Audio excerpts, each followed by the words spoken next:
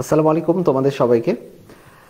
আশা রাখি তোমরা ভালো এবং সুস্থ রয়েছো। আমাদের লাইভের কথাটা শোনা যাচ্ছে কিনা, সাউন্ড ঠিক মতো রয়েছে কিনা আমাকে একটু যদি তোমরা কমেন্টসে জানাতে তাহলে খুবই ভালো হতো। এবং আমাদের সাউন্ড একদম 100-তে 100 সাউন্ড শোনা যাচ্ছে, খুবই ভালো করেই শোনা যাচ্ছে সাউন্ড। অনেক দিন পরে লাইভে আসলাম আর কি। সত্যি কথা বলতে তোমরা দেখতে পাচ্ছ যে আজকে এমএম কলেজ যশোর আমাদের দক্ষিণবঙ্গের খুবই সুপরিচিত একটি কলেজ এবং খুবই ভালো একটা কলেজ। মূলত সেই কলেজের আজকে বায়োলজি পরীক্ষা হয়েছিল। বায়োলজি পরীক্ষার এমসিকিউ প্রশ্নটা সলভ নিয়ে আমি একটু তোমাদের সাথে একটু আলোচনা করতে আসছি। আলোচনা করার কারণটা কি, যেহেতু পরীক্ষা হয়ে গিয়েছে আলোচনা কেন করতে যাচ্ছি। অ্যাকচুয়ালি আজকে যে প্রশ্নটা আজকের প্রশ্নটা বেশ একটু অন্য ধরনের ছিল আর কি প্রশ্নটা। কারণ প্রশ্নের এমসিকিউ প্রশ্নটা আমার মনে হয় যে তথাকথিত বা অ্যাকচুয়ালি গতানুগতিক যে প্রশ্ন ধারার একটু বাইরের প্রশ্নটা ছিল। এবং প্রশ্নটা আমাদের আনসার করতে গেলে অনেক কিছু জিনিসকে একসাথে নিয়ে আমাদের মাথা খাটিয়ে উত্তরটা করতে হবে। তো যেহেতু প্রশ্নগুলো কিছুটা অ্যাটিপিক্যাল টাইপের ছিল এবং কঠিন ছিল, এবং একই সাথে এই উত্তরগুলো যদি আমরা সলভ করতে পারি তাহলে আজকে পরীক্ষায় না হোক কোনো না কোনো একটা দিন যদি এই ধরনের কোনো অ্যাটিপিক্যাল টাইপের প্রশ্ন চলে আসে সেই ক্ষেত্রে যাতে আমরা জিনিসটা খুব সহজেই মেনে নিতে পারি এবং যাতে উত্তর করতে পারি। তো মূলত পরীক্ষা কী করতে পারছো এটার জন্য প্রশ্ন সলভটা না, প্রশ্ন সলভটা হচ্ছে সবার জন্য। এবং আমি কেন এমএম কলেজকে প্রিফার করলাম বা চুজ কেন করলাম, করার অন্যতম একটা কারণ হচ্ছে যে অ্যাজ ইউজুয়ালভাবে আমি তো সব কলেজের প্রশ্ন মূলত দেখি, বাট আজকের প্রশ্নটা আমার কাছে মনে হয়েছে যে এই জিনিসগুলো না তোমাদের সাথে ডিসকাস করা উচিত। কারণ অনেকগুলো ইস্যু নিয়ে তোমাদের মধ্যে কনফিউশন ক্রিয়েট হবে। কারণ তোমাদের বইয়ের বাইরে অনেক ইনফরমেশন রয়েছে যেটাকে স্বাভাবিকভাবেই সব স্টুডেন্ট সব তথ্য জানবে না আর কি। তোমরা কোন কোন জায়গা থেকে আসছে, কোন রেফারেন্স থেকে আসছে, এই সকল কিছু নিয়ে আলোচনা করলে আর কিছু না হোক পরবর্তীতে যাতে এই প্রশ্নগুলো তোমরা খুব সহজেই আনসার করতে পারো, জানতে পারো, বুঝতে পারো, মূলত এটাই হচ্ছে আমাদের উদ্দেশ্য। আমি মূলত সবাইকেই লাইভ আসার জন্য অনুরোধ করছি। আর আমাদের এই লাইভে সত্যি কথা বলতে যে গত মাস বলবো না, মানে এই ডিসেম্বর মাসটা থেকে শুরু করে নভেম্বরের বায়োফাইটার এক্সাম নিয়ে এতটা বেশি পরিমাণে চাপ গিয়েছে যার কারণে আমি নিচে লাইভ করতে পারি না। আমাদের যে ওয়ান শট এমসিকিউ ছিল সেই লাইভটা হচ্ছে না। এবং একই সাথে শরীরের একটু অবস্থা খারাপের জন্য হয়তোবা মানে ক্লাস নেওয়ার যে স্ট্রিমেনাটা সেটা পাচ্ছি না আর কি আমি। এবং আমার টিমের মনে হয় না ডিসেম্বরে আমরা ফ্রি ক্লাসগুলো নেব। আমাদের সম্ভবত ইনশাল্লাহ আগামী 2025 সালের জানুয়ারি থেকে আমরা আবার নতুনভাবে ইনশাল্লাহ শুরু করবো আর কি। সবার একটু রেস্টের দরকার হয়। আজকে ওয়েদারটা একটু খারাপ, বাইরে বেশ প্রচণ্ড শীত এবং আমারও বেশ শীত লাগছে আর কি এই জায়গাতে, একটু জ্বরও হচ্ছে। তারপর আমি ভাবলাম তোমাদের সাথে জিনিসটা একটু সলভ করতে পারি কিনা আর কি। ওকে, সিটি কলেজের এক্সাম একদিন পর। আচ্ছা, যাই হোক, আমার মনে হয় যে সবাই ভালো কিছু করবা এবং আমি খুব বেশি সময় নেব না। তোমাদের সবাই একটু কমেন্টস করে আমাকে একটু তোমার জানাও আর কি। আচ্ছা, কে কোন জায়গা থেকে দেখছো, এটা একটু আমাকে একটু জানাও, তাহলে আমাদের জন্য বেশ সুবিধা হবে আর কি সব কিছু জানতে এবং বুঝতে আর কি এই জায়গাটাতে।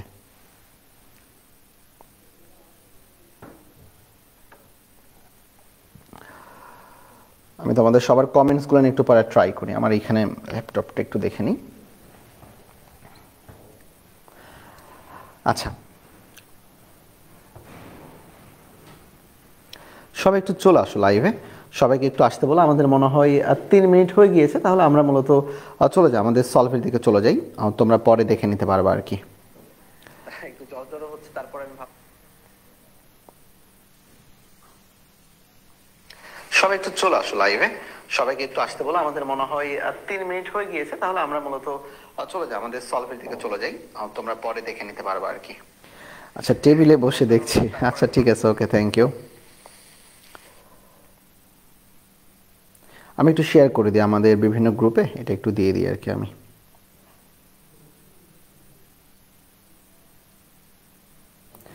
প্রশ্নটা একটু সলভ করো, দেখো কাজে লাগবে।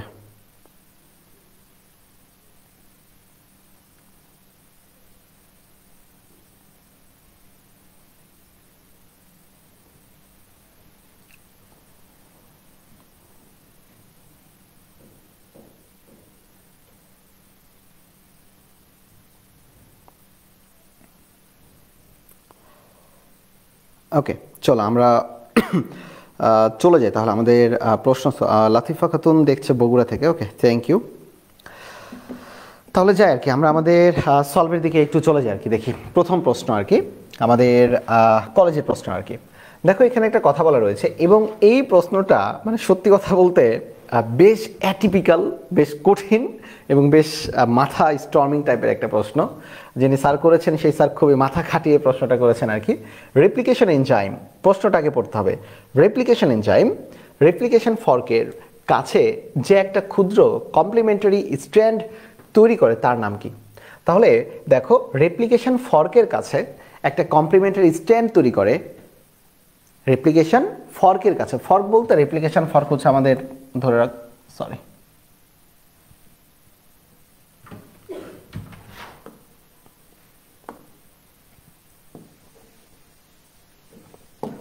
ওকে, ফর্ক বলতে কি বোঝানো হচ্ছে, যদি এটা হচ্ছে একটা দ্বিসূত্রক ডিএনএ হয়, দ্বিসূত্রক ডিএনএ যখন হেলিকেজ এনজাইম দ্বারা ভেঙে তারা এক সূত্রক হয়ে যাচ্ছে, এই যে ওয়াই আকৃতির, এটাকে বলা হচ্ছে রেপ্লিকেশন ফর্ক।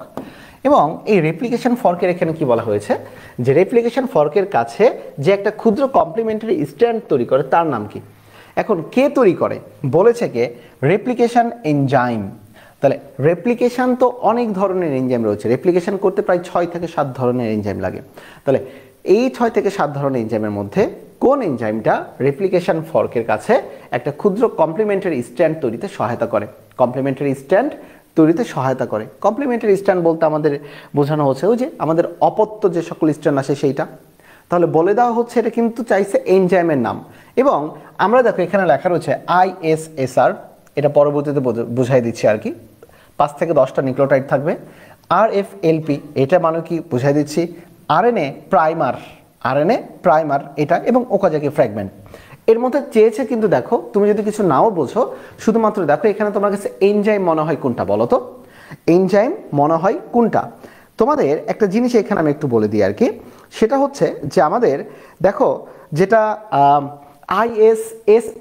ISSR বলতে এখানে বোঝানো হচ্ছে যে inter simple sequence repeats, inter simple sequence repeats, inter simple sequence repeats. এটা কি? এটা হচ্ছে একটা ডিএনএ খণ্ড, এটা হচ্ছে একটা ক্ষুদ্র ডিএনএ খণ্ড। ওকে, গেল এইটা। এরপরে দেখো লেখা রয়েছে কি RFLP, RFLP রেস্ট্রিকশন, F মানে হচ্ছে ফ্র্যাগমেন্ট, L মানে লেন্থ, আর P মানে polymorphism. Restriction, fragment, length, polymorphism. Restriction, fragment, length, polymorphism. এটা হচ্ছে একটা প্রক্রিয়া বা প্রসেস, এটা হচ্ছে একটা প্রক্রিয়া বা প্রসেস।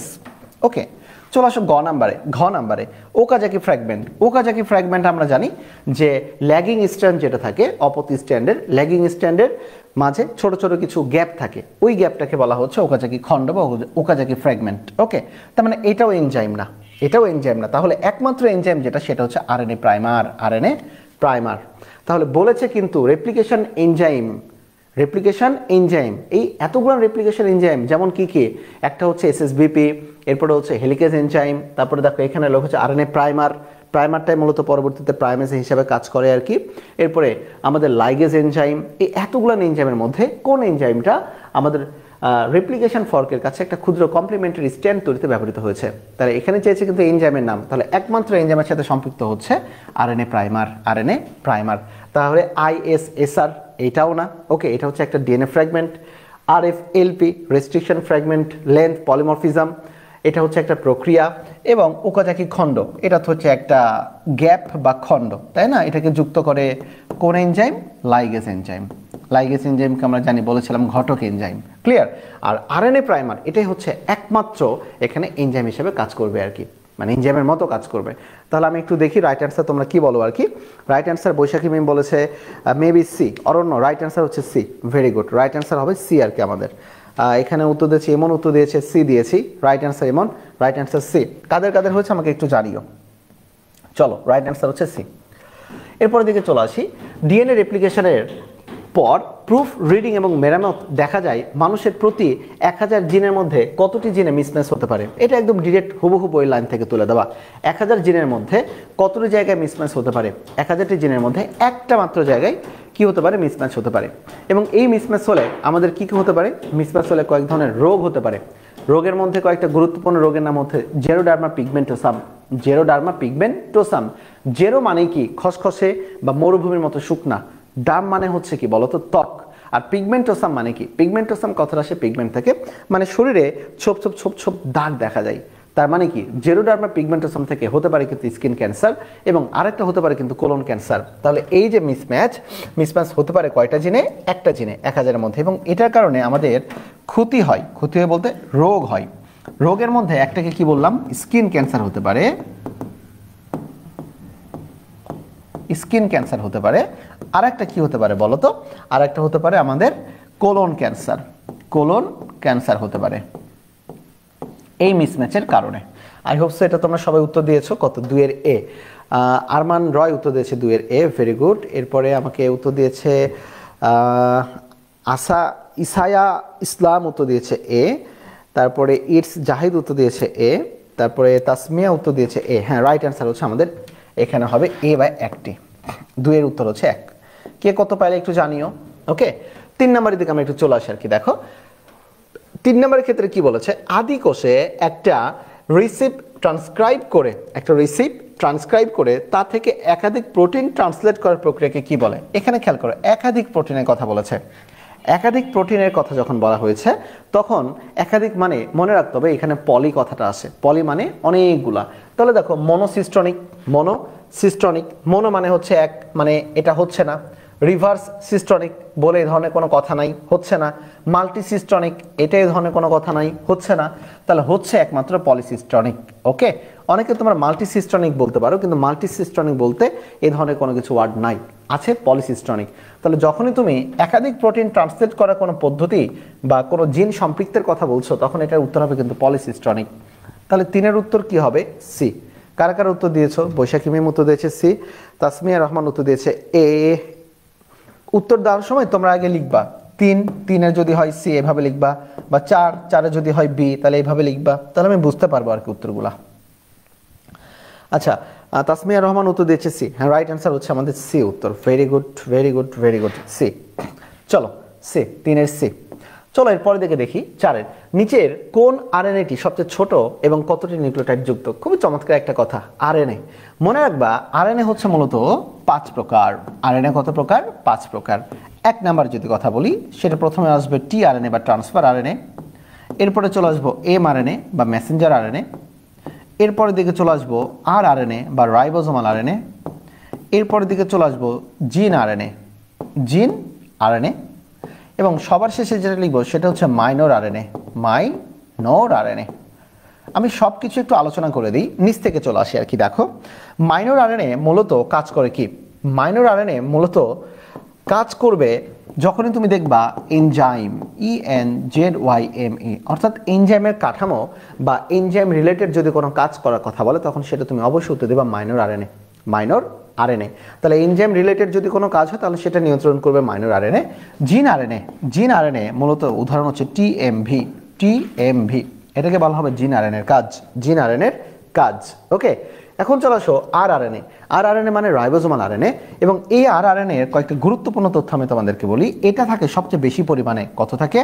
80 থেকে 90% থাকে আর আরএনএ।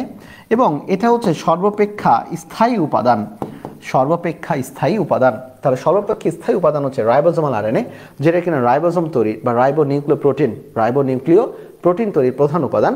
80 থেকে 90 ভাগ থাকে এবং এটা প্রধান স্থায়ী উপাদান। ওকে, তাহলে এই 3টা জিনিস আমরা পড়ে ফেললাম। তাহলে বাকি থাকে কিন্তু কোনটা বলো তো? টিআরএনএ এবং এমআরএনএ।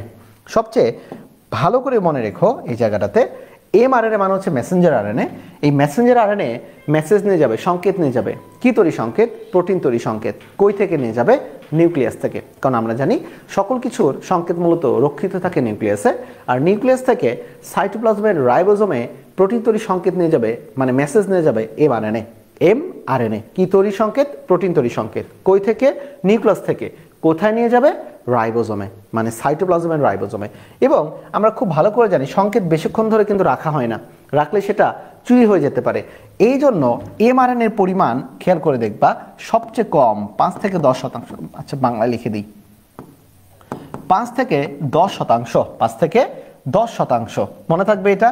এবং এটা হচ্ছে সবচেয়ে ক্ষণস্থায়ী, এটা হচ্ছে সবচেয়ে ক্ষণস্থায়ী, খুবই ইম্পর্টেন্ট। দেখো সবচেয়ে দীর্ঘস্থায়ী ছিল rRNA, সবচেয়ে দীর্ঘস্থায়ী কোনটা? rRNA। সবচেয়ে ক্ষণস্থায়ী কোনটা? mRNA। কারণ মেসেজ বেশিক্ষণ রাখা যায় না, পাসওয়ার্ড কিছুদিন পর পর চেঞ্জ করতে হয়, এই জন্য এটা হচ্ছে ক্ষণস্থায়ী। এবং পরিমাণে থাকে সবচেয়ে কম, 5 থেকে 10%, 5 থেকে 10%। তাহলে রইল বাকি একটা tRNA। এবং এই tRNAটা এটা হচ্ছে কত পার্সেন্ট থাকে জানো? 15%, 15%। এটাকে একটা মডেল বলা হয়, যে মডেলের নাম হচ্ছে ক্লোভার লিফ মডেল, মানে ক্লোভার পাতা, লিফ মডেল। ওকে, এবং এটাকে বলা হচ্ছে সবচেয়ে ক্ষুদ্র আরএনএ, ক্ষুদ্র আরএনএ। তাহলে বলো তো সবচেয়ে ক্ষুদ্র আরএনএ কোনটা? টিআরএনএ। টি মানে কিভাবে মনে রাখবা? টি মানে মনে রাখবা tiny, TINY, TINY, tiny. Tiny মানে হচ্ছে ছোট বা ক্ষুদ্র। তাহলে টিআরএনএ হচ্ছে সবচেয়ে ক্ষুদ্র বা টাইনি, এটা থাকে 15%। এবং এটা মডেলের নাম হচ্ছে ক্লোভার লিফ মডেল। mRNA এটা সবচেয়ে কম পরিমাণে থাকে, ক্ষুদ্র না কিন্তু পরিমাণের দিক থেকে কম থাকে, 5 থেকে 10%, এবং সবচেয়ে ক্ষণস্থায়ী। আর rRNA এটা থাকে সবচেয়ে বেশি, 80 থেকে 90 ভাগ, এবং এটা হচ্ছে সবচেয়ে দীর্ঘস্থায়ী। ওকে, জিন আরএনএ, টিএমভিতে মাইনর আরএনএ থাকে মূলত এনজাইম বা এনজাইমের কাঠামো তৈরিতে। আশা রাখি এই আরএনএটা যদি তুমি একটু মাথায় ঢোকাও, দেখবা শুধু এক কলেজে না, তুমি মোটামুটি সব কলেজে এবং অ্যাডমিশনে তুমি এই জায়গা থেকে খুবই সহজে প্রশ্ন কমন পাবা এবং খুব ভালোভাবে উত্তর দিতে পারবে ইনশাল্লাহ। ওকে, কে কে উত্তর দিচ্ছ আর আমাকে একটু জানাও দেখি কার কি অবস্থা।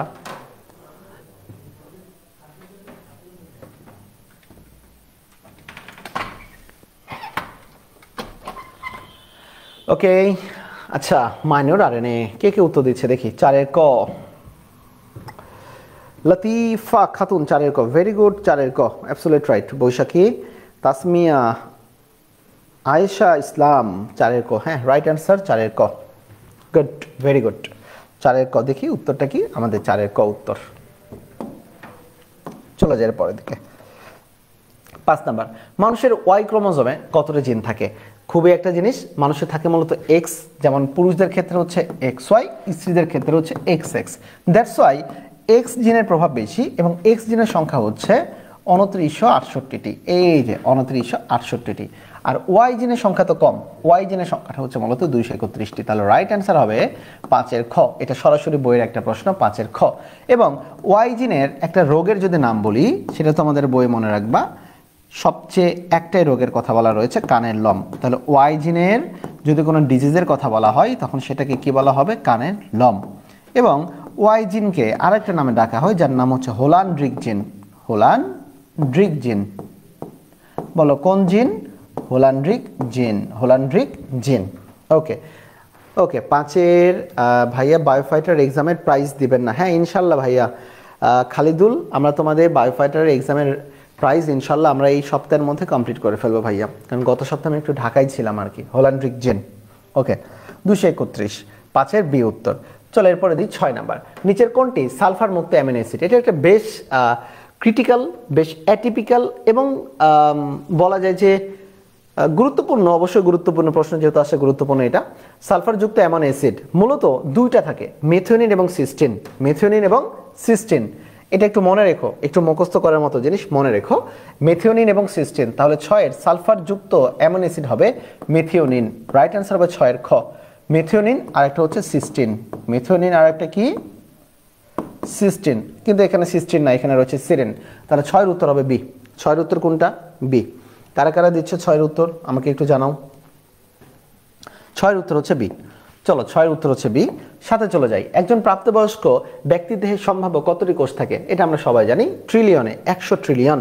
বা এটাতে যদি আমাদের সায়েন্টিফিক্যালি লিখতে হয় 10^14, 10^14 এইভাবে আসতে পারে আর কি।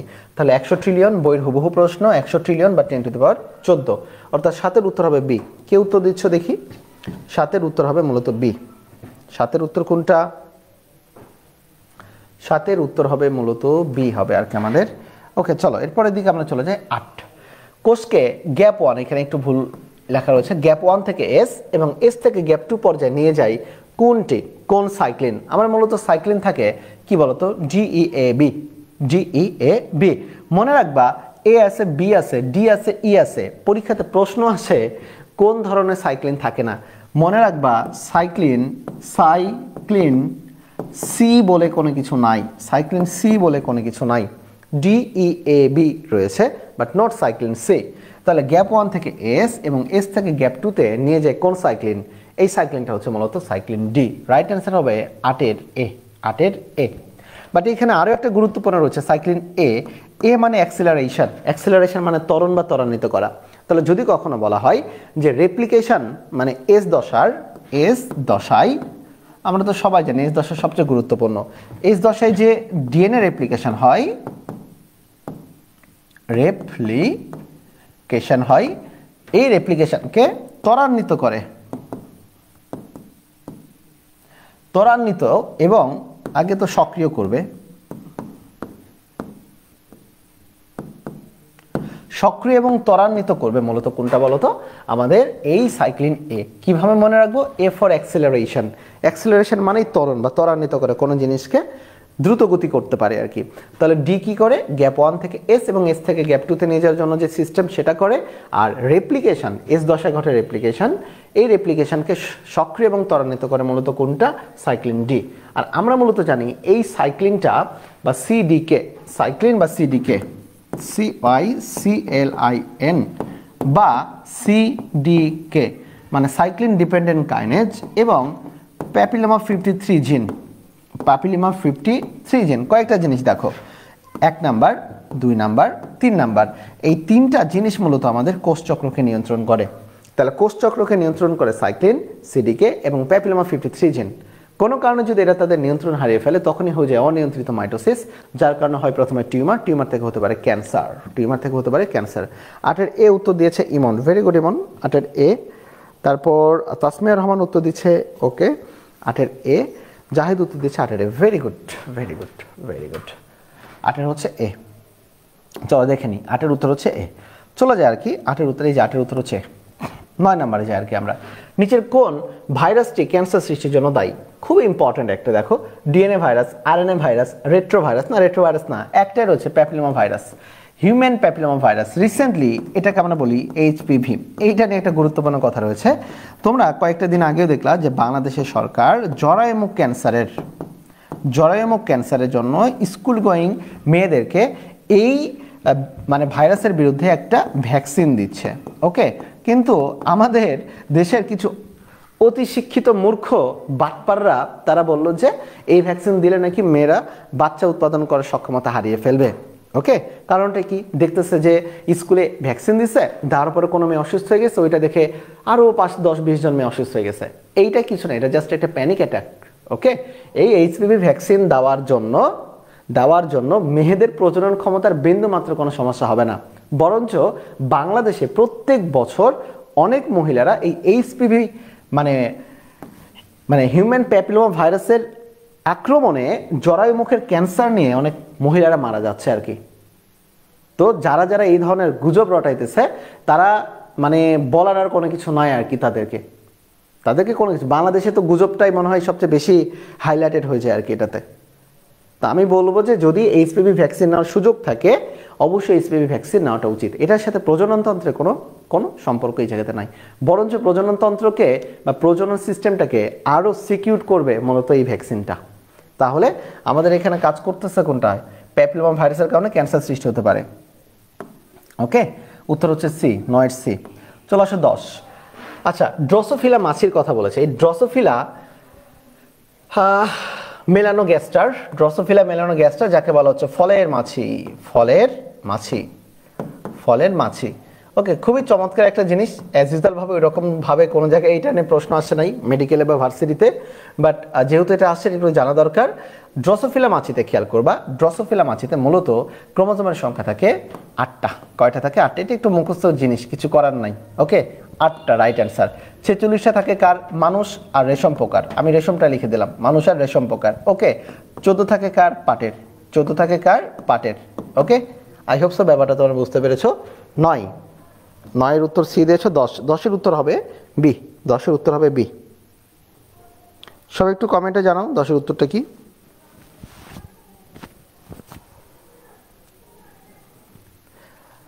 আন্দাজে দিছি, বাইরে গেছে, ইটস জাহিদ। আচ্ছা ঠিক আছে, ভেরি গুড।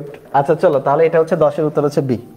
চলো এর পরের দিকে আমরা একটু চলে যাই আর কি, দেখি অস্থি সন্ধি সংযোগস্থলে লুব্রিক্যান্ট হিসেবে কাজ করে কোনটা? মেইন কথা, এই যে আমাদের দেখো এটা হচ্ছে এলবো জয়েন্ট, এবং আমাদের দেহের সবচেয়ে গুরুত্বপূর্ণ একটা জয়েন্ট এই যে পায়ের, পা তো দেখা যাচ্ছে না, যে হোক পায়ের মি জয়েন্ট আর কি, আমরা যেটাকে বলে হাঁটুর জয়েন্ট।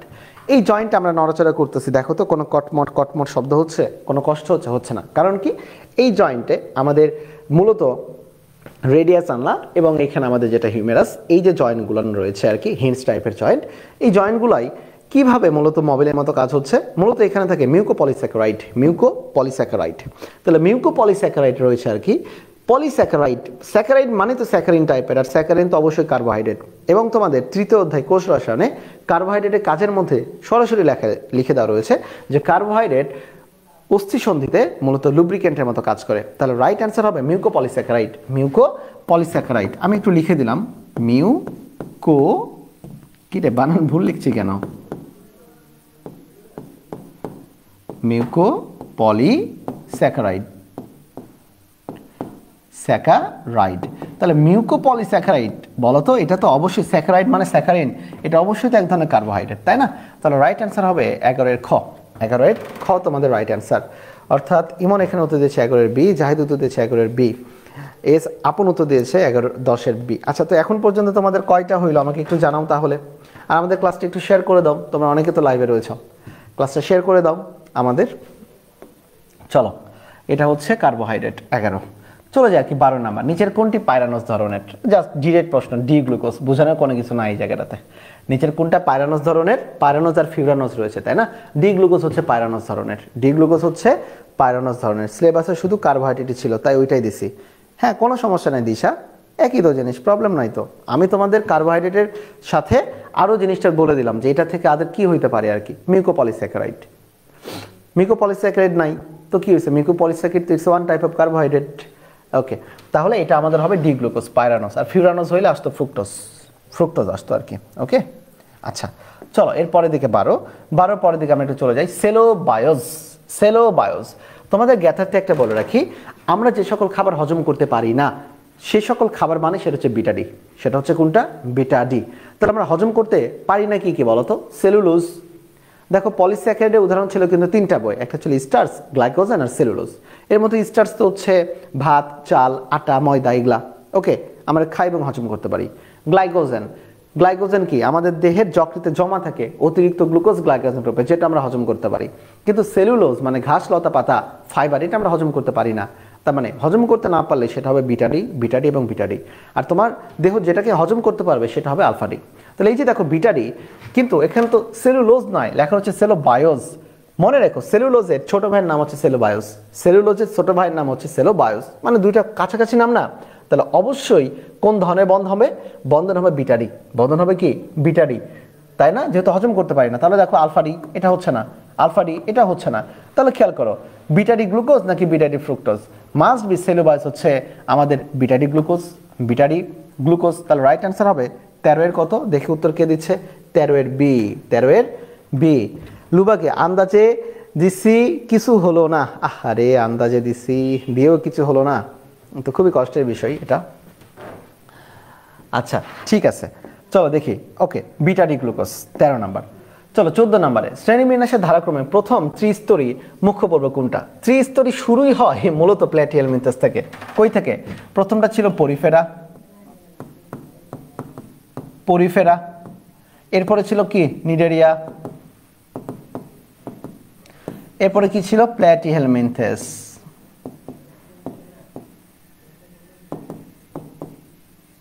তাহলে খেয়াল করে দেখো, প্ল্যাটিহেলমিনথেস THES, প্ল্যাটিহেলমিনথেসটা হচ্ছে আমাদের সর্বপ্রথম ত্রিস্তরী মুখ্য পর্ব, মানে সর্বপ্রথম আসে ত্রিস্তরীতে। ওকে, প্ল্যাটিহেলমিনথেস।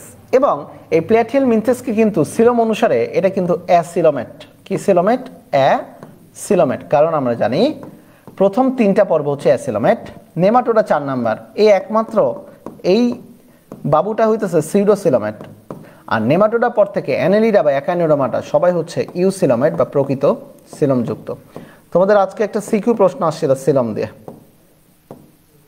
ওকে, তাহলে রাইট অ্যান্সার হবে এটা 14 এর ক, 14 এর ক। কে কে উত্তর দিয়েছো দেখি? 14 এর ক। ইমন উত্তর দিয়েছে 14 এর ক, বৈশাখী মিম উত্তর দিয়েছে, লাতিফা উত্তর দিয়েছে 13 এর খ, জাহিদ উত্তর দিয়েছে 14 এর ক। হ্যাঁ রাইট, 14 এর ক, এটাই রাইট অ্যান্সার। ওকে, রাইট অ্যান্সার। চলো সবাই একটু উত্তর দাও, একটু উত্তর দাও। এরপরের দিকে আমরা চলে যাই। শামুক জ্বর, চমৎকার একটা প্রশ্ন। এই প্রশ্নটা গত বছর এমএমগুলো যাচ্ছিল। শামুক জ্বর মূলত হয় সিস্টোসোমা ম্যানসনি দ্বারা। ওকে, এটা একদম একটু মুখস্থ রেখে দিও। এটা মূলত আমাদের আজিবুর স্যারের আমাদের যে হোক মূলত আমাদের যে জুলজি বইটা আর কি, আজমল স্যারের বই না এটা আর কি। ওকে, আজমল স্যারের বই থেকে এটা আসে নাই। তাহলে আমাদের মূলত দাঁড়ো রেফারেন্সটা আমি একটু মনে করে ট্রাই করি। আলিম স্যারের বই থেকে আসে, আলিম স্যারের বই থেকে আসে এটা শামুক জ্বর। এটা হচ্ছে সিস্টোসোমা ম্যানসনি দ্বারা হয়। সিস্টোসোমা ম্যানসনি, পুরো নাম সিস্টোসোমা ম্যানসনি, বাট সংক্ষিপ্ত নাম দ্বারা হচ্ছে সিস্টোসোমা। ওকে, কিন্তু এর মধ্যে দেখো প্লাজমোডিয়াম দ্বারা কিন্তু ম্যালেরিয়া হয়। কোনটা হয়? ম্যালেরিয়া। প্লাজমোডিয়াম দ্বারা কোনটা হয়? ম্যালেরিয়া। ওকে, আচ্ছা চলো কিউ তো দিয়েছি 15 এ সিস্টোসোমা। ভেরি গুড, 15 এ। হ্যাঁ, এটা হইল না 14 এ, না 14 15 এ বৈশাখী মিম উত্তর দিয়েছে 15 এ। ঠিক আছে, এরপরে কি ইমন উত্তর দিয়েছে 15 এ। রাইট, 15 এ। চলো রাইট অ্যান্সার 15 এ। চলো যাই এরপরের দিকে আমরা একটু যাই। এরপরের দিকে তোমরা দেখতে পাচ্ছ যে আমাদের এখানে একটা চমৎকার একটা নিউজ দেওয়া রয়েছে, সেটা হচ্ছে প্রি মেডিকেল ব্যাচ। তোমরা যারা যারা নিজেকে সামনে থেকে এগিয়ে নিতে চাও, একই সাথে মেডিকেল এবং ভার্সিটিতে যারা মনে করো তোমার এইচএসসির প্রিপারেশনটা বেশ গোছানো এবং সামনের প্রিপারেশন অ্যাডমিশনের জন্য এবং একই সাথে একাডেমিকের জন্য যারা তোমরা নিজেকে একটু গুছিয়ে নিতে চাও, তোমাদের জন্য চলে আসছে প্রি মেডিকেল ব্যাচ সাইকেল 3। আলহামদুলিল্লাহ, already pre medical batch cycle 3তে আমাদের ভর্তি হওয়া অনেকজনই ভর্তি হয়ে গিয়েছে। তারপরেও তোমাদের সবার জন্য মূলত এইচএসসি 25-এর প্রি মেডিকেল ব্যাচ সাইকেল 3। এখানে মূলত আমাদের কি কি থাকবে? ক্লাস সংখ্যা থাকবে 30টি, ডেইলি এক্সাম থাকবে 28টি, মানে যেই ক্লাসটা হবে তারপরে সেইটার যতটুকু পড়া হবে সেটার উপরে ক্লাস পরীক্ষা হবে। মেগা এক্সাম, বড় বড় এক্সাম হবে কিন্তু 4টা। আমাদের ইপিএস শিট মানে এভরিডে প্র্যাকটিস শিট থাকবে, তোমাদের একটা এভরিডে প্র্যাকটিস শিট থাকবে, যে শিটটা দেখে তোমরা বিভিন্ন ধরনের কাজ করে নিয়ে আসবে বাসা থেকে আর কি, হোমওয়ার্কের মতো আর কি এটা। ওকে, এবং সময় থাকবে 4 মাস, বেশিও হতে পারে। এবং এক্সট্রা ইনফো শিট, তোমরা যে অধ্যায়গুলো করবে সেই অধ্যায়ের যে গুরুত্বপূর্ণ এক্সট্রা ইনফো অন্যান্য রাইটারের সেটা তোমরা পেয়ে যাবে। অর্থাৎ এই প্রি মেডিকেল হতে যাচ্ছে একদম মেডিকেলের অনেকটা আদলে, যেখানে থাকবে বায়োলজির কিছু গুরুত্বপূর্ণ অধ্যায়, এক্সট্রা গুরুত্বপূর্ণ অধ্যায় যেটা থেকে তোমাদের প্রশ্ন আসেই। আর কেমিস্ট্রি থাকবে ধরে রাখো জৈব যৌগের মতো কিছু চমৎকার অধ্যায়। ফিজিক্সে হয়তো বা থাকবে তোমাদের চৌম্বকত্ব, তড়িৎ, যে সকল অধ্যায় রয়েছে আর কি। ওকে, স্থির তড়িৎ বা চলতড়িতের, মানে যেইখান থেকে মূলত আমাদের অ্যাডমিশন রিলেটেড প্রশ্ন আসে সেই জায়গাগুলো আমরা ইনশাল্লাহ টাচ করব। আর অবশ্যই জিকে ইংলিশ ক্লাস তো থাকছেই এই জায়গাটাতে। আচ্ছা, সিস্টোসোমার নামটা কোনোদিন শুনে নাই তাই ওইটাই দিছি। আচ্ছা ঠিক আছে, গুড, যেটাই দিছো সমস্যা নেই, হইলেই হইলো আর কি। আমরা চাই প্রশ্ন, আমরা চাই তোমার নাম্বার তুমি পাইছো কিনা, যেভাবে পাও ব্যাপার না, নাম্বার পাওয়াটা বেশি জরুরি। আচ্ছা, আর তোমাদের কোর্স ফিটা কত? তোমাদের মূলত কোর্স ফিটা হচ্ছে 5000, বাট 1000 টাকা ভর্তি চলছে আর কি আমাদের। অর্থাৎ তোমরা মূলত 4000 টাকায় এটা ভর্তি হতে পারবে। আর যদি কারো খুব বেশি ইকোনমিক ক্রাইসিস থাকে সেক্ষেত্রে তোমাদের অফিসে এসে কথা বলে তোমাদের পেমেন্টটা আমরা হয়তো বা 2 বারে নেওয়ার চেষ্টা করবো আর কি। ওকে, তাহলে চলো আমরা চলে যাই আর কি, সরাসরি চলে যাই আর কি এতে, এর পরের দিকে চলে যাই। ওকে, আমাদের 16 নম্বর প্রশ্ন বলেছে হাইড্রের মুকুল তৈরি করে কোন কোষ? খুবই সহজ একটা প্রশ্ন। মুকুল তৈরি হয়, আমরা জানি হাইড্রের দেহের XYZ মন্টু ঝন্টু চন্টু যা কিছু বলে না কেন তৈরি করে তো একটাই কোষ, সেই কোষটার নামটা কি বলতো? ইন্টারস্টিশিয়াল কোষ। কি নাম? ইন্টারস্টিশিয়াল কোষ। অর্থাৎ 16-এর উত্তর হবে এ, 16-এর উত্তর হবে ক বা এ। ওকে, চলো দেখে নিই 16-এর উত্তর। 16-এর উত্তর হচ্ছে ক। এরপরে চলে যায় 17। প্রাণী জগতের দ্বিতীয় বৃহত্তম পর্ব কোনটা? আমি প্রথমে লিখে দিই প্রথম বৃহত্তম পর্ব হচ্ছে আর্থ্রোপোডা। প্রথম বৃহত্তম পর্ব হচ্ছে আর্থ্রোপোডা। আর দ্বিতীয় বৃহত্তম পর্ব হচ্ছে আলাস্কা নাকি মলাস্কা? মলাস্কা। ওকে, কি এটা? মলাস্কা। ওকে, আর এই মলাস্কাদের ক্ষেত্রে আমাদের দেখো ওই যে থাকে মেন্টল, মানে একটা শামুকের যে কোন খোলস থাকে না, ওটা পাতলা একটা খোলসটাকে বলা হচ্ছে মেন্টল, যেটা দিয়ে তারা তাদের শ্বাসকার্য চালাতে পারে। তাহলে এটা হবে কই গেল? মলাস্কা। দ্বিতীয় বৃহত্তম পর্ব মলাস্কা। অর্থাৎ 17-এর উত্তর হবে বি। 17-এর উত্তর হবে বি। বি না সি? সরি বাবা, 17-এর উত্তর সি, মলাস্কা। 17-এর উত্তর সি, মলাস্কা। ওকে, 17-এর উত্তর বৈশাখী মিম দিয়েছে সি, ইমন দিয়েছে এ, 16 এর উত্তর না রে, 17 উত্তর দাও, 17 উত্তর তো সি হবে মূলত। চলো 18 বহুপদী প্রশ্ন। হাইড্রার বহিত্বকে গ্রন্থি কোষ সহায়তা করে কিসে? মানে বহিত্বকের মানে এপিডার্মিসের। এপিডার্মিসেরটা কি? এপিডার্মিসের ক্ষেত্রে অবশ্যই এটা খাদ্য পরিপাকে হেল্প করবে না, মানে খাদ্য পরিপাকে অবশ্যই এপিডার্মিসের কোনো সুযোগ নাই, এটা হবে গ্যাস্ট্রোডার্মিস বা এন্ডোডার্মিস। তাহলে বহুপদী যেহেতু, তাহলে একটা যদি বাদ যায় তাহলে রাইট অ্যান্সার হয় 1 এবং 3, অর্থাৎ রাইট অ্যান্সার হবে 1 ও 3। তাহলে এটা হবে 18 এর খ উত্তর। 18 এর খ উত্তর দেখে আমাদের উত্তরটা কে দেয়? 18 এর খ প্রণব দাস বলেছে মলাস্কা, রাইট অ্যান্সার। হ্যাঁ রাইট, অবশ্যই প্রণব দাস তুমি যে উত্তরটা দিয়েছো এটা খুবই অ্যাবসলিউট রাইট ভাইয়া, অ্যাবসলিউট রাইট।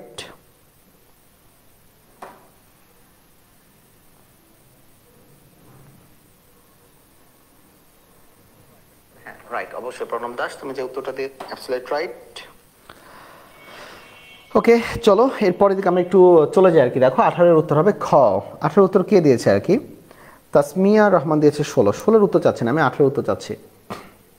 18 উত্তর দাও। 18 উত্তর হচ্ছে আমাদের খ। চলো আসি উদ্দীপকের কথাটা বলেছে। দেখো ঘাসফড়িংয়ের রক্ত সংবহন তন্ত্র মুক্ত প্রকৃতির ল্যাকুনার এবং এদের দিয়ে বিশেষ ধরনের হৃদযন্ত্র দেখা যায়, এবং এদের হৃদযন্ত্রের সবচেয়ে মজার জিনিস এদের হৃদযন্ত্রের প্রকোষ্ঠ অনেকগুলা, 7টা প্রকোষ্ঠ। ওকে, উদ্দীপকে উল্লেখিত প্রাণীটির হৃদযন্ত্রের ক্ষেত্রে কোনটি সঠিক? সঠিক কোনটা দেখি। এদের হৃদযন্ত্র 8টি প্রকোষ্ঠ বিশিষ্ট না, এদের হৃদযন্ত্র হচ্ছে 7 প্রকোষ্ঠ বিশিষ্ট। সকল প্রকোষ্ঠের ছিদ্রে বহির্বাহী কপাটিকা বিদ্যমান না, এইটাও না। 7 জোড়া অ্যালারি পেশি যুক্ত থাকে না, এখানে থাকবে 6 জোড়া অ্যালারি পেশি যুক্ত থাকে। আর সবচেয়ে গুরুত্বপূর্ণ এদের হৃদযন্ত্রকে নিউরোজেনিক হার্ট বলা হয়, খুবই ইম্পর্টেন্ট। এদের হৃদযন্ত্রকে বলা হয় নিউরোজেনিক হার্ট।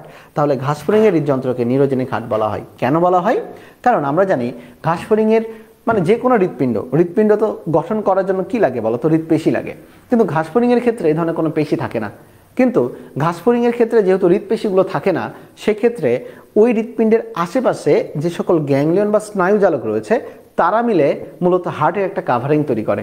আর এই জন্য এটাকে বলা হয় নিউরোজেনিক হার্ট। নিউরোজেনিক হার্ট তার মানেটা কি? দেখো ঘাসফড়িংয়ের হৃৎপিণ্ড উচিত ছিল কিন্তু হৃৎপ্রাচীর যারা থাকবে হৃৎপেশি তাদের একটা আবরণ থাকা উচিত, কিন্তু সেটা না থেকে সেখানে মূলত আশেপাশে যে গ্যাংলিয়ন বা স্নায়ুজালক থাকে তারাই মূলত একটা হৃদযন্ত্রের আবরণ হিসেবে কাজ করে, যার কারণে এটাকে বলা হয় নিউরোজেনিক হার্ট। Neurogenic heart.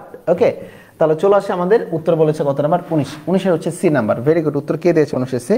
ইমন উত্তর দিয়েছে 19 সি। মিতা উত্তর দিয়েছে 19 সি। আর কি উত্তর দিচ্ছে 19 সি?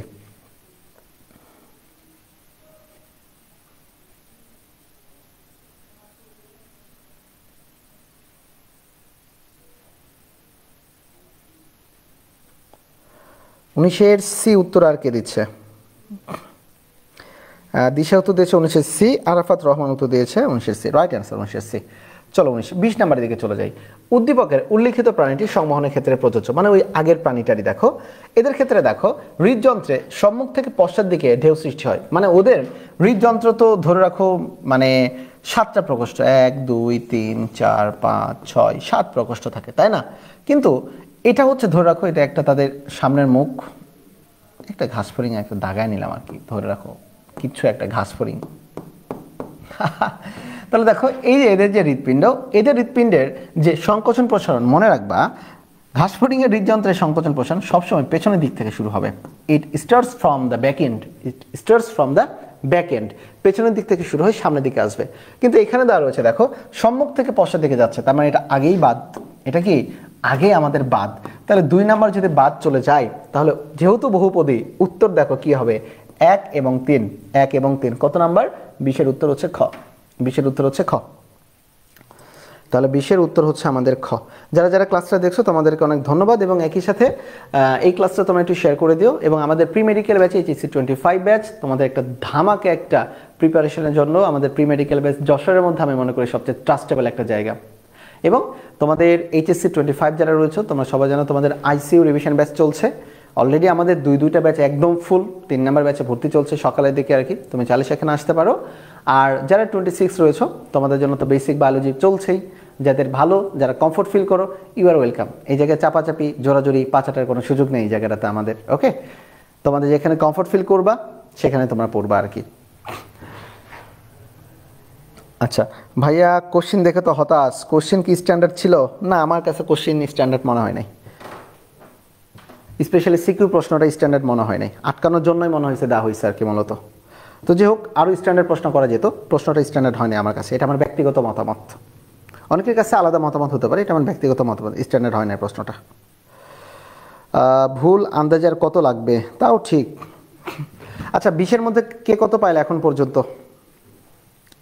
20-এর মধ্যে কে কত পাইলা বলো দেখি, একটু দেখি, শুনি কার নাম্বার কত হলো। রাইট অ্যান্সার, হ্যাঁ রাইট, অবশ্যই। 20-এর মধ্যে কে কত পাইলা বলো দেখি, একটু বলো দেখি, শুনি।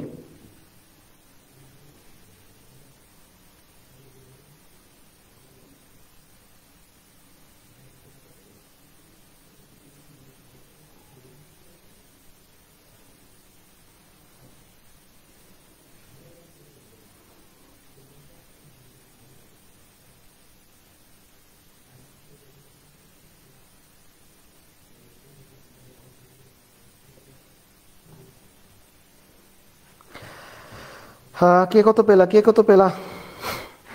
চলো 21 নাম্বারের দিকে চলে যাই আর কি আমরা। কি বলেছে, ঘাসফড়িংয়ের আনুষঙ্গিক রেচন অঙ্গ কি কি? আনুষঙ্গিক রেচন অঙ্গ দেখো, মালপিজিয়ার নালিকা, এটা হচ্ছে ঘাসফড়িংয়ের প্রধান রেচন অঙ্গ, এটা আনুষঙ্গিক না। এই প্রধান বাদে যা যা থাকবে সেটাই হচ্ছে আনুষঙ্গিক। আনুষঙ্গিক বলতে এক্সট্রা, তাহলে কি কিউটিকল আর নেফ্রোসাইট, কিউটিকল এবং নেফ্রোসাইট। রাইট অ্যান্সার 2 এবং 3, মানে এখানে হচ্ছে গ। 21-এর হবে হচ্ছে মূলত গ, রাইট অ্যান্সার 21-এর গ, 21-এর গ, এটা হচ্ছে মূলত আমাদের রাইট অ্যান্সার। ওকে, আচ্ছা, হাসান মেহেদি ভাই ইজ ওয়াচিং। মেহেদি ভাই বেশি বেশি করে আমাদের ক্লাস দেখেন। তাহলে দেখি এটা 21-এর গ উত্তর কে দিলে আর কি তোমাদের? 21-এর গ, এনিওয়ান উইথ দ্য গ?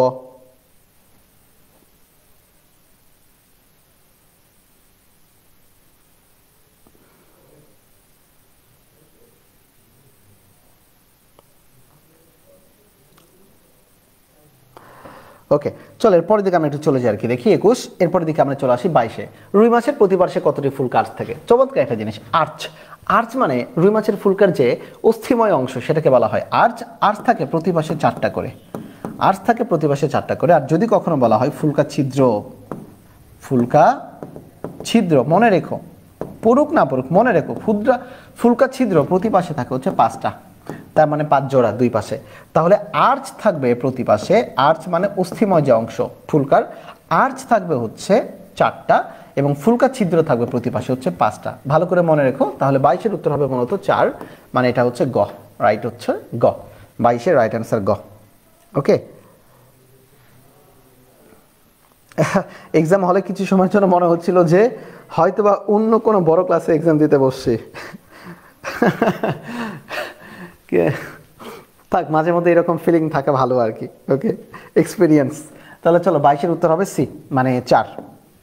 চলো আসি, সাঁতারের সময় মাছকে সুস্থিত রাখে কোন পাখনা? চমৎকার একটা প্রশ্ন। সুস্থিত রাখে কোন পাখনা বলো তো?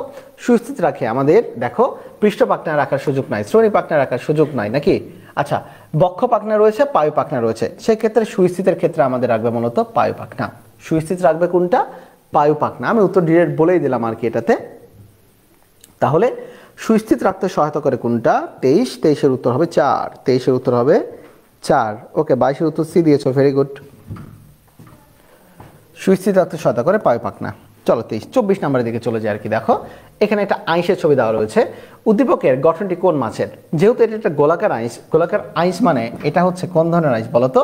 সাইক্লয়েড আইস, সাইক্লয়েড আইস। বাবারে আমরা সবাই জানি সাইক্লয়েড আইস বা গোলাকার আইস এটা মূলত থাকে মূলত রুই, কাতলা, মৃগেল, মানে মূলত কার্প জাতীয় মাছের। ওকে, সিপ্রিনিড গোত্রের, সিপ্রিনিড বা কার্প জাতীয় মাছ। তাহলে এখানে দেখো ডগফিশ বলে কিছু নাই, লাংফিশ আছে, হবে না, এটাতে গ্যানোয়েড আইস থাকে। ক্যাটফিশ, ওদের তো আইসই থাকে না। তাহলে দেখো কার্পফিশ মানে রুই, কাতলা, মৃগেল, অর্থাৎ 24-এর উত্তর হবে ক। 24-এর উত্তর হবে কি? ক। ওকে, 24-এর উত্তর ক।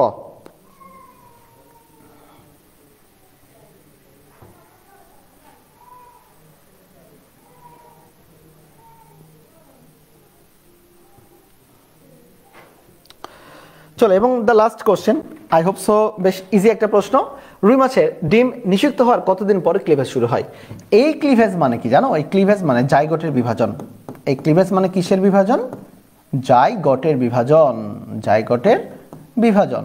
ওকে, আর জাইগোটের বিভাজন হইলে প্রত্যেকটা যে কোষ তৈরি হয় সেই কোষের নামটা হচ্ছে ব্লাস্টোমিয়ার। তোমার এটা ভুল করো না, সেই কোষের নামটা হচ্ছে কি ব্লাস্টোমিয়ার। আর অনেকগুলো ব্লাস্টোমিয়ার যদি একত্রিত হয়ে একটা নিরেট টাইপের কোনো কিছু তৈরি করে, যেমন এরকম নিরেট, ওকে, একদম নিরেট টাইপের, মানে কোনো ফাঁকা স্থান নাই, অনেকগুলো ব্লাস্টোমিয়ার মিলে, তখন এই দশার নামে কিন্তু হয় মরুলা দশা। কোন দশা? মরুলা দশা। মনে থাকবে এইটা। তাহলে জাইগোটের যে বিভাজন হচ্ছে ক্লিভেজ, যেমন 2, 4, 8, 16, 32, 64, মানে মাল্টিপ্লাই মাইটোসিস উপায়। তাহলে সেটাই এক একটা কোষকে বলা হবে ব্লাস্টোমিয়ার। আর ব্লাস্টোমিয়ার যদি অনেকগুলো একসাথে থেকে একটা নিরেট অবস্থা তৈরি করে, তার নাম হচ্ছে মরুলা। তার নাম হচ্ছে মরুলা। ওকে, আবিদ হাসান, আপনার ক্যাপটা আমার খুব পছন্দ ভাই। ঠিক আছে, তুই তো নেওয়ার ধান্দা করতেছিস আর কি, ক্যাপ আর কত কিছু নেবি। ওকে, চলো, এটার উত্তর কত হবে 25-এর ক্ষেত্রে? আমাদের 25 নম্বরের ক্ষেত্রে উত্তর আসবে 30 থেকে 45 মিনিট। 30 থেকে 45 মিনিট উত্তর হচ্ছে আমাদের এটা। ওকে, তাহলে 25-এর উত্তর আসবে 30 থেকে 45 মিনিট। এটার পরে তারা ক্লেভেজ হয় নিষিক্ত হওয়ার পর, মানে জাইগোট গঠনের 30 থেকে 45 মিনিট পরে এইটা মূলত হবে। তাহলে এখন পর্যন্ত আমাদের কে কত পেল আর কি বলতো? 25-এর মধ্যে কার কত মার্কস আসলো? ইনশাল্লাহ আমরা যে আনসারটা দিয়েছি এটার মধ্যে আমার জ্ঞাতার্থে এবং আমার টিমের জ্ঞাতার্থে কোনো ভুল নাই। ওকে, তো লাস্ট আবারও তোমাদের ওই প্ল্যানটাই আর কি, আমাদের প্রি মেডিকেল ব্যাচে তোমাকে ওয়েলকাম জানাচ্ছি। এইচএসসি 25 ব্যাচের জন্য দুর্দান্ত ব্র্যান্ড একটা প্রিপারেশন হতে যাচ্ছে তোমাদের প্রি মেডিকেল ব্যাচের, এবং ক্লাস শুরু হবে ইনশাল্লাহ সামনের সপ্তাহ থেকে আর কি আমাদের।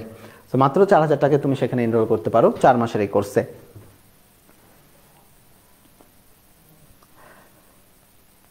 কোথায় কে কত পেল আমাকে একটু জানাও দেখি, কার নাম্বার কত, কার নাম্বার কত আমরা একটু দেখে নিই, আমরা একটু বুঝে নিই কে কত নাম্বার পেলে তোমরা। জানা দরকার আছে না? ওকে, আমাদের অনেকক্ষণ ক্লাস হয়ে গিয়েছে, প্রায় 46-47 মিনিট আমরা ক্লাস করেছি আমাদের ক্লাসটা।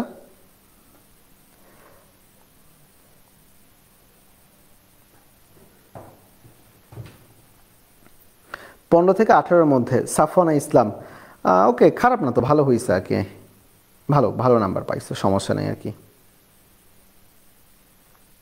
আমি 25-এ 25 পেয়েছি কোশ্চিন সলভ করার সময়।